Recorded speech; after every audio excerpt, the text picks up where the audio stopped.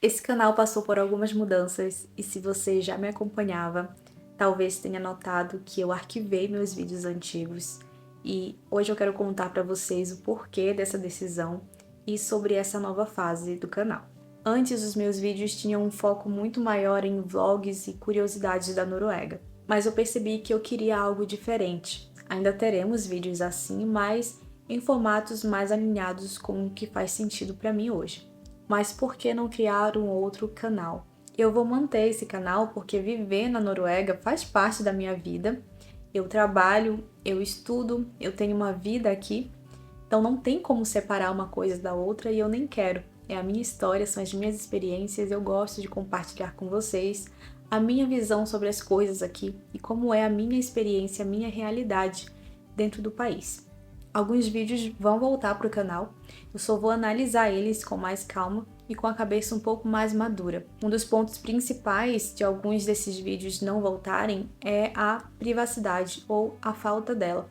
Eu sempre fui muito cuidadosa com a questão da exposição, eu sempre tentei preservar muito do que eu falava, então a privacidade hoje é um ponto principal, principalmente falando sobre a imagem da minha filha. O vídeo mais visto daqui do canal, que inclusive estava voltando a crescer novamente, era um vídeo de 1.300.000 visualizações, mais ou menos, porque nesse vídeo a Heloísa aparecia bebê.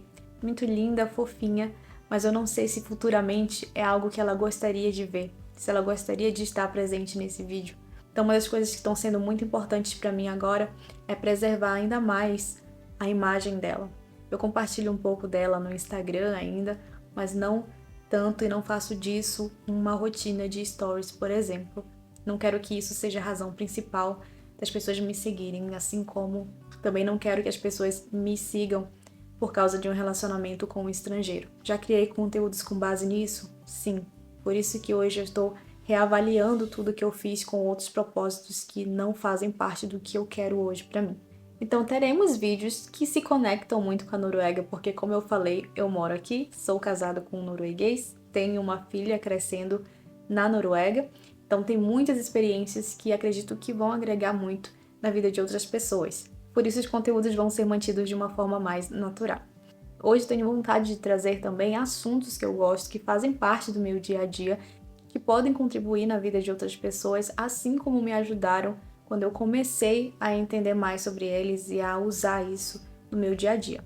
Isso também reflete muito no que tem acontecido na minha vida nos últimos meses. Atualmente, além de empreender, eu também sou contratada como coordenadora do Ministério Infantil na igreja onde eu congrego. O grupo de crianças na igreja é um grupo, graças a Deus, muito forte e precisa de um cuidado ainda maior para que cada criança tenha sua necessidade atendida de acordo com a idade. Então ali temos crianças de 3 anos até 9, 10 anos, que são os grupos em que eu administro. É uma igreja norueguesa e essa posição me fez enxergar ainda com mais clareza a importância do ensinar e do servir, que são coisas que desde muito cedo eu já vi importância. Eu sou formada em biologia no Brasil para ser uma professora de ciências, uma professora de biologia.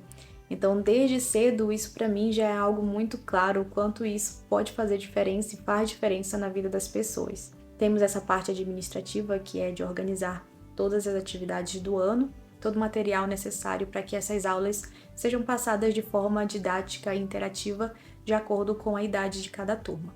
E foi por isso que eu, que disse que não iria fazer mais um bacharelado ou universidade aqui na Noruega, comecei a estudar Teologia Prática e Gestão.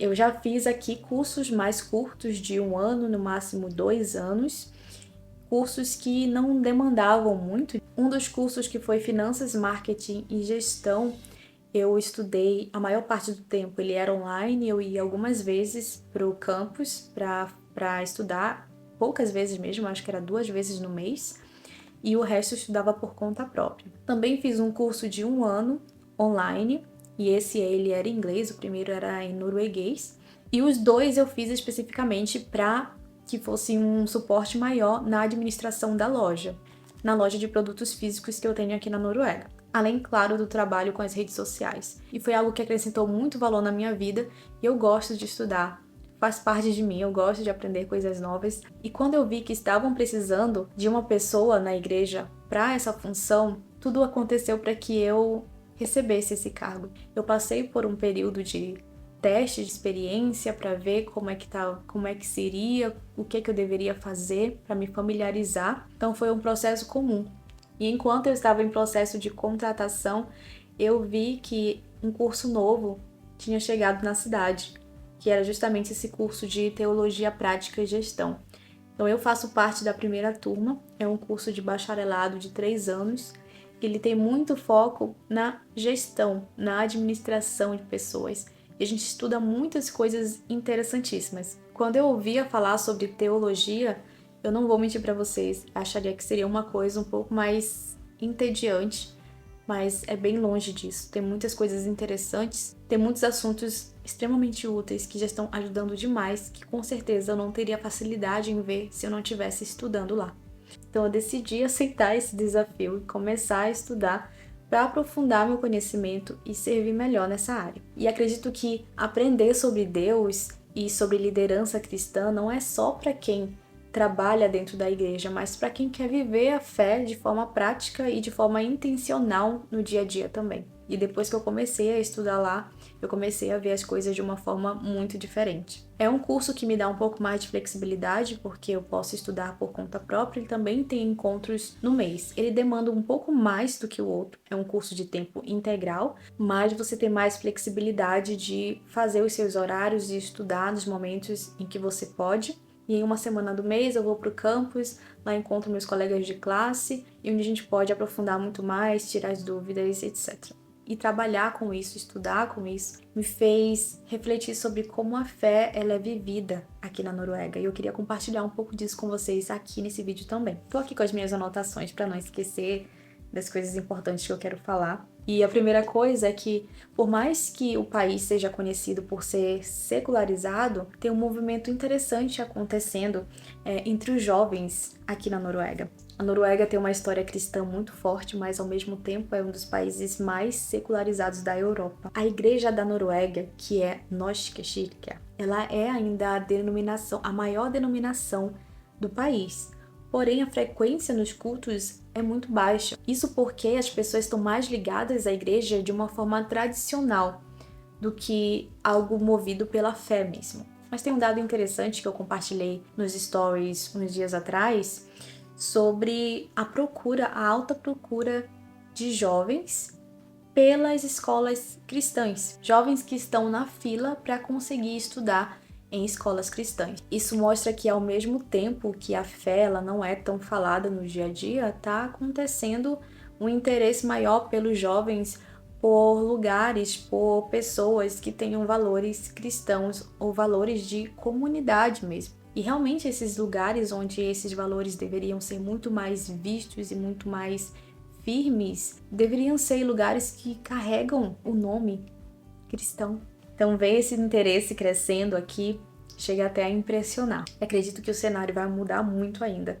Aqui a fé é algo mais privado, diferente do Brasil, onde nós temos uma cultura muito aberta para a religião. Na Noruega as pessoas falam muito menos sobre isso, mas não quer dizer que a fé não existe, ela só é manifestada de uma forma diferente, e isso é muito importante da gente ver a diferença. Quando a gente chega aqui e vê um culto diferente, muito diferente de como é no Brasil, chega a ter essa comparação de que um tem mais fé do que o outro, quando isso não tem nada a ver. É apenas o cultural se mostrando, é como a fé é manifestada e foi manifestada ao longo dos anos. Eu me aproximei muito de Deus aqui, acredito que nos últimos anos isso está ainda muito mais forte e eu espero que fique muito mais forte ainda. E conhecer isso e entender mais sobre isso me fez refletir sobre fazer as coisas de forma mais intencional. Quando eu vejo meus colegas de classe muito mais novos, eu sou uma das mais velhas da minha turma, eles estão ali começando, saíram do ensino médio para fazer a primeira graduação e a perspectiva deles é muito diferente. E ver eles nessa posição